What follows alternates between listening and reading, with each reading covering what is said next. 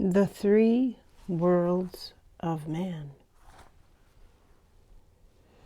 by Joan Hodgson in her book Astrology, the Sacred Science, by the White Eagle Publishing Trust, and I have obtained permission in 2023 from the White Eagle Publishing Trust, both in England and here in the United States.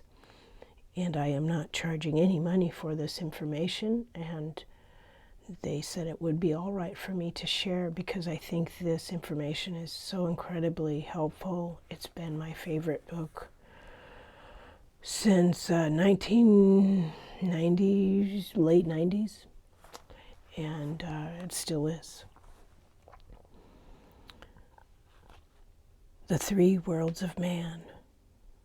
Spiritual truth is so subtle that it is difficult to translate into material words and concepts. The frontal mind of man is inclined to confine ideas into compartments and pigeonholes, and in doing so can miss their subtle essence. Many clearly demonstrable facts prove its efficacy, but just as many interesting sidetracks can lure the student into a maze which he may wander for years without getting anywhere near the truth. Pythagoras taught that the planetary spirits resided not in the bodies of the planets themselves, but in the planetary intervals. Medieval philosophers, in their studies of the human brain, all agreed that the part which was responsive to the impressive soul was not the physical brain cells themselves, but the cavities or ventricles in the brain. Alan Leo states that the element air, being all-pervasive, is the most subtle and therefore the most responsive to the impress of pure spirit. He wrote a book in 1925 on page 89 called Esoteric Astrology.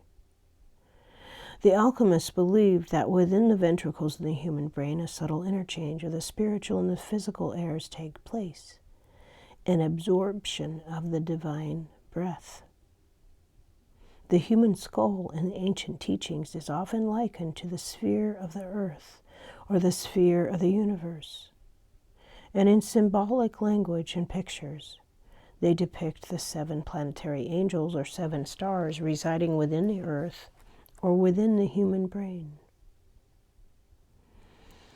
A number of diagrammatic drawings by medieval students of alchemy show the human head with 3 circles or centers of consciousness. The frontal center is to be considered with the 5 senses and nervous system, all under the control of the frontal mind. In the natal horoscope, this frontal mind with the physical organism is shown by the ascendant and by the balance of the elements in the chart.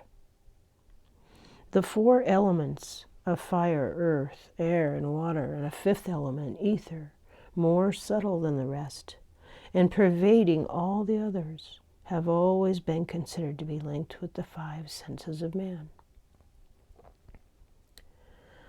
From the above, the student will begin to realize the importance of the ascendant and the balance of the elements in the nature, which allows the planetary spirits, through their rulership of the signs, to direct the pattern of karma of the physical life.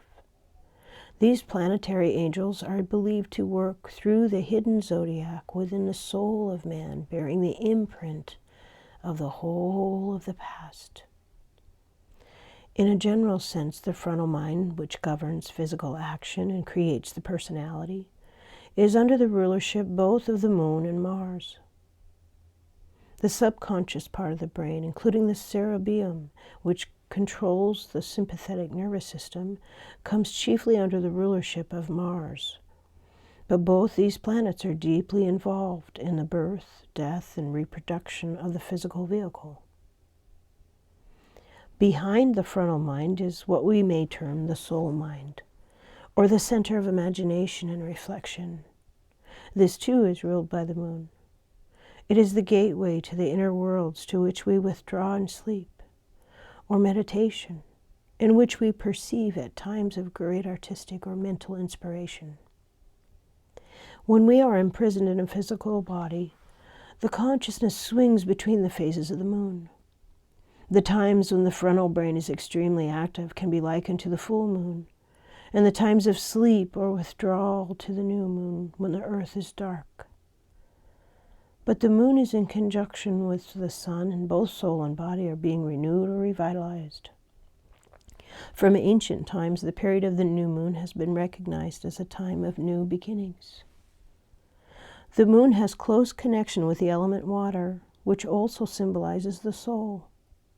It is not surprising, therefore, that in meditation, White Eagle teaches his pupils as a first step to withdraw from the frontal mind and to sit in imagination by a still pool on which gradually the white lotus flower opens.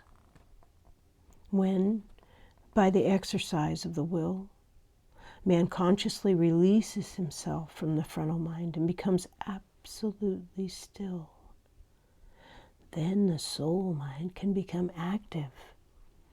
The light of heaven can be reflected in this still water, and the planetary angels can lift the soul into a consciousness of its true destiny. The whole purpose of physical incarnation is for the soul to expand in consciousness to an ever greater awareness of God, which I call Creator, to the point where it can express divine wisdom, power, and love through physical matter. Even deeper within the brain lies the center, which is under the command of the Sun or the Divine Self. This is hidden so deeply that it can only be reached through the attunement of the soul vehicle to the Divine Self. When the outer mind and emotions are held absolutely still, the soul will be able to rise on a shaft of light up to a golden mountain into the sun and to worship there. By spiritual training and discipline, the soul in incarnation is enabled to make the most of the opportunities presented by the physical life, and to learn the lesson indicated by the zoadical position of the sun in the horoscope and the planetary aspects thereto. The center of solar consciousness, so deeply hidden within the brain, is closely connected with the heart, which is the true solar center. White Eagle teaches his students that they must learn to use what he calls the mind in the heart, for it is only through this heart consciousness that the soul can become aware of the true solar ray, which is the source of its being. This is why when patients seek spiritual healing, White Eagle encourages them to still the fretful, worrying outer mind and become still in their soul.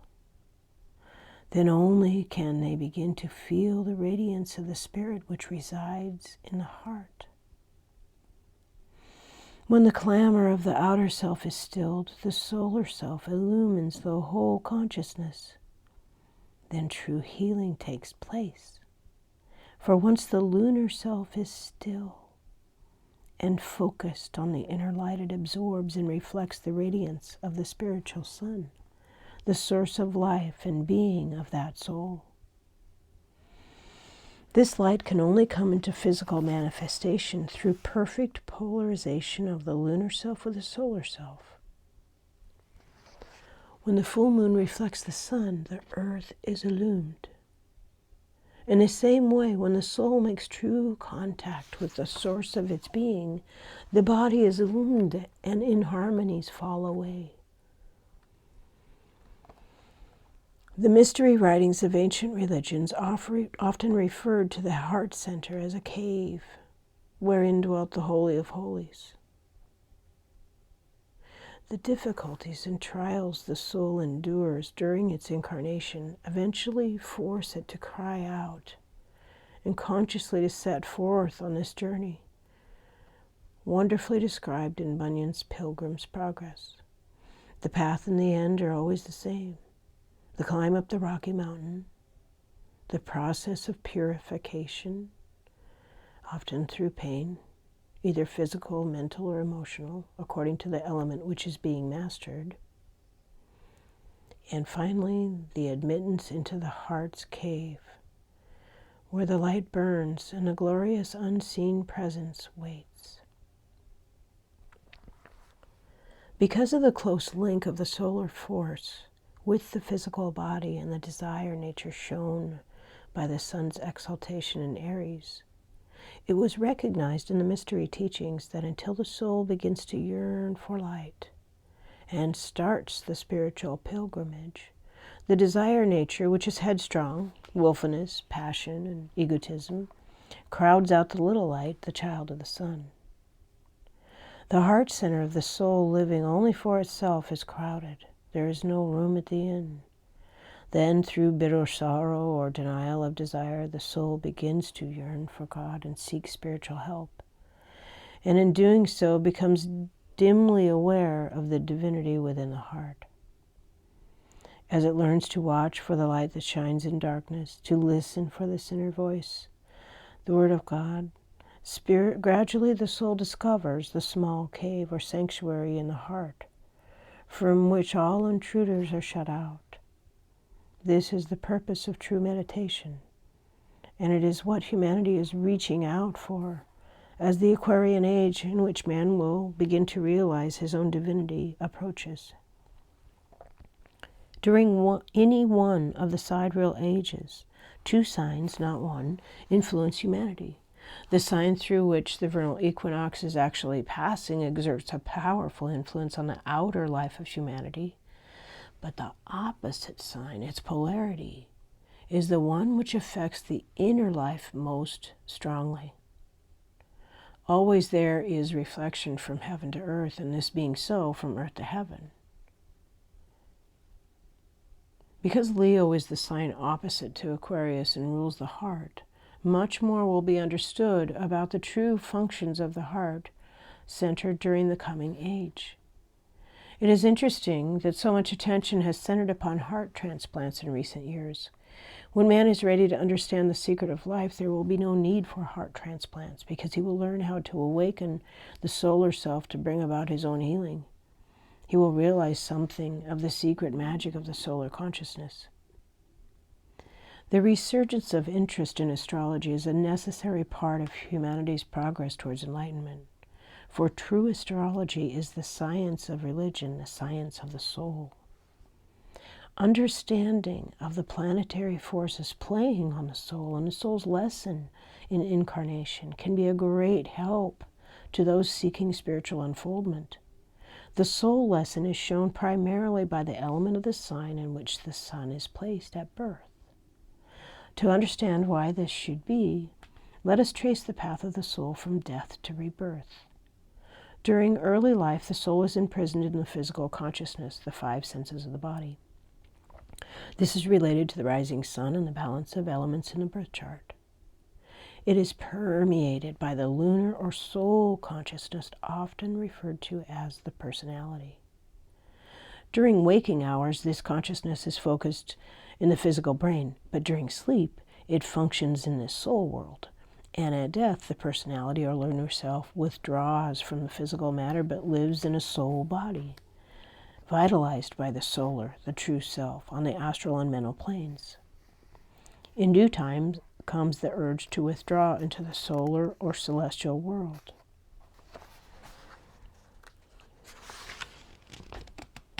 Where the higher self can review the whole panorama of past experience. It can see the pattern and the purpose of its many lives on earth. In this heavenly stage, it realizes the planetary ray necessary for the next stage of the soul's development. As each soul incarnates under each of the planetary rays through the signs of the zodiac, it gradually builds for itself the 7 bodies or vehicles it needs to function with mastery on every plane of being. At the moment it is ready and wills to function once more through a physical body, the ray of the solar self shines into the darkness of matter, and the conception of the physical body takes place.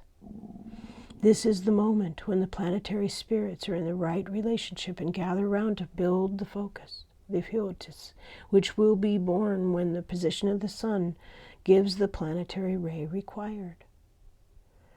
By an exact and unerring law, the chosen parents are irresistibly drawn together at the right time also.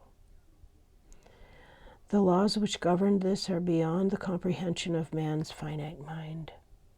They are under the direction of the angels of karma. According to the sign in which the sun is placed, the soul is learning the lesson of planetary ruler of that sign. The real work of the incarnation being to strengthen and develop the soul vehicle of that particular plane.